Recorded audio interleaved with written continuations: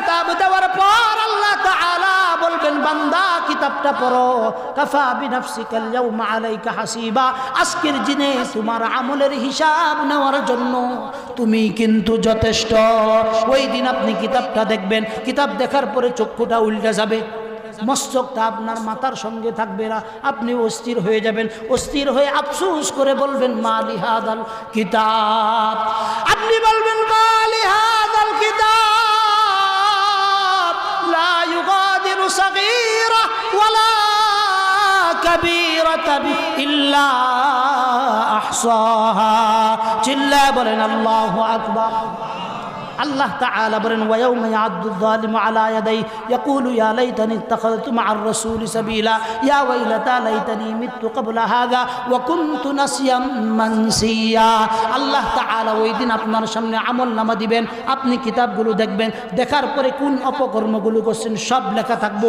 রাতের অন্ধকারে কার বাড়িতে চুরি করবার গেছেন এটাও লেখা থাকবো, রাষ্ট্রীয় সম্পদ চুরি করে আপনি বাহিরে প্রেরণ করছেন এটাও লেখা থাকবো, বেগম পাড়ায় সন্তান বউ নিয়া এই রাষ্ট্রের হাজার হাজার কোটি কোটি মানুষের সম্পদগুলো চুরি করে নিছেন এটাও কিন্তু লেখা থাকবে। লেখা থাকবে কিনা বলেন, জোরে বলেন লেখা থাকবে কিনা? এতিমের সম্পদ জোর করে আপনি বক্ষণ করে নিছেন, এতিম বাচ্চার সম্পদ আপনার উপর জিম্মাদারি ছিল, আপনি এই জিম্মাদারি বাদ দিয়ে এই সম্পদগুলো আপনি বক্ষণ করছেন, ওইটা লেখা থাকবো। আপনি শুধু আফসোস করে বলবেন মালি হাদাল কিতাব লা ইউগাদিরু সাগীরা ওয়ালা কাবীরাতান ইল্লা আহসাহা। ওই দিন জাহান্নামী আশ্চর্য হয়ে বলবে এটা কেমন কিতাব, যেই কিতাবের মধ্যে ছোট কোনো অপরাধ বাদ যায় নাই, বড় কোনো অপরাধ বাদ যায় নাই। ওয়াজাদু মা আমিলু হাদিরা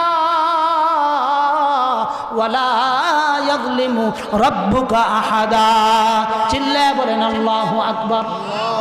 ওই দিন আল্লাহ তাআলা আপনার সামনে কিতাবগুলো হাজির করে দিবেন, কিতাবগুলো যখন হাজির করে দিবেন আল্লাহ বলেন ওয়াজাদু মা আমিলু হাদিরা ওয়ালা ইয়াযলিমু রাব্বুকা আহাদা। আল্লাহ বলেন ওই দিন কারো উপর কিঞ্চিত পরিমাণ জুলুম করা হবে না।